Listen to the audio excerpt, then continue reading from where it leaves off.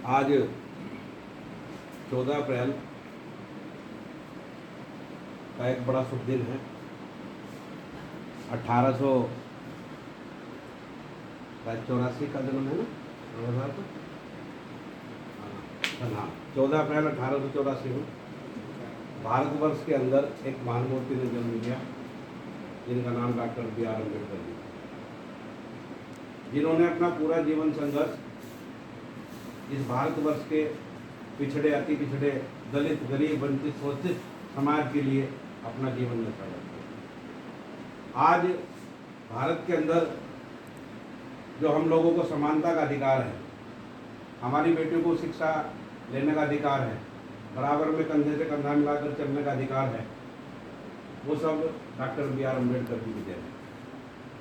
Doctor B.R. Ambedkar ji देवतुल्य महापुरुषों में गिने जाते हैं और महापुरुष की उपाधि किसी भी व्यक्ति को कोई एक विशेष व्यक्ति या कोई विशेष जाति नहीं देती। ये बड़ी भ्रामक भ्रांति है देश के अंदर कि लोग कहते हैं कि बाबा साहब चमारों के नेता थे। अगर वे चमारों के नेता होते तो आज पाल, प्रजापति, कश्यप, नाई, बढ़ई, लोहार, बिन, केवट, मल्हार, इन सब के बच्चों को शिक्षा जो मिल रही है वो ना मिले। महापुरुष उसी को कहा जाता है जो अपना जीवन न्यौछावर कर अपने लिए कुछ न करते हुए सर्व समाज के लिए अपना जीवन न्यौछावर कर सबके लिए काम करे।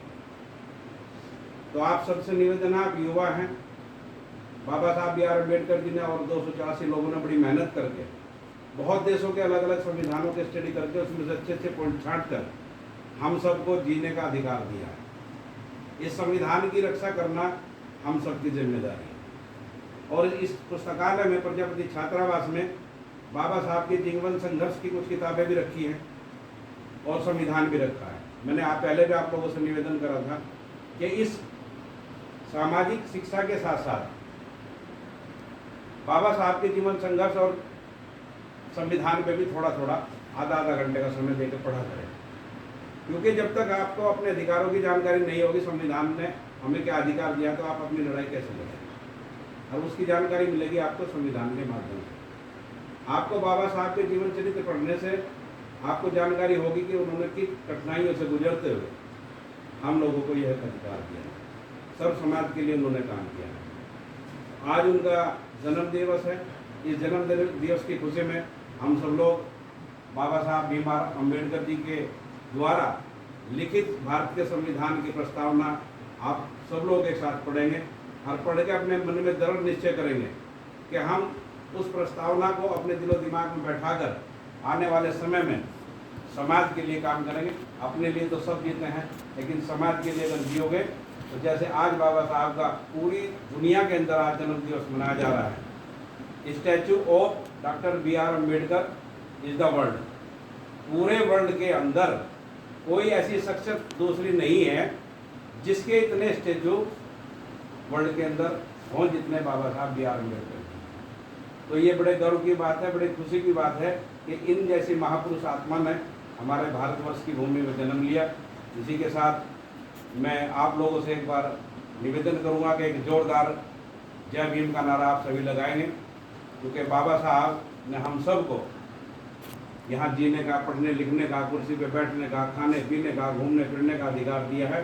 इसलिए सभी एक साथ में साथ बोलेंगे, जय भीम, जय भीम, जय भीम, जय भीम, जय भीम, जय भीम। भारत माता की जय, भारत माता की जय। मैं संविधान की प्रस्तावना पढ़ता हूँ, आप सब लोग भी इसे मेरे साथ साथ बोलेंगे। हम भारत के लोग, हम भारत के लोग भारत को एक संपूर्ण, भारत को एक संपूर्ण, प्रभुत्व संपन्न, समाजवादी पंथ निरपेक्ष, समाजवादी पंथ निरपेक्ष, लोकतंत्रात्मक गणराज्य राज्य बनाने के लिए तथा उसके समस्त नागरिकों को सामाजिक आर्थिक और न्याय विचार, अभिव्यक्ति विश्वास, धर्म और उपासना की स्वतंत्रता, प्रतिष्ठा और अवसर की समता प्राप्त कराने के लिए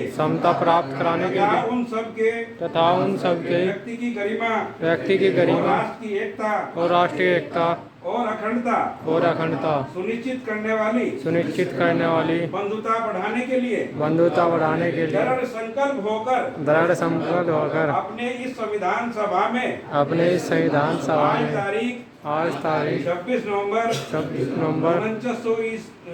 1949 ईस्वी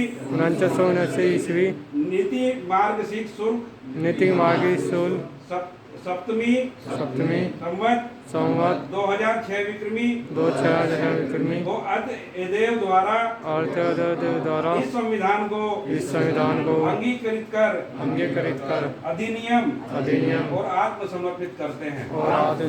हम ये प्रतिज्ञा लेते हैं कि आने वाले समय में संविधान की रक्षा के लिए और समाज की सुरक्षा और उन्नति के लिए हम सब मिलकर काम करेंगे।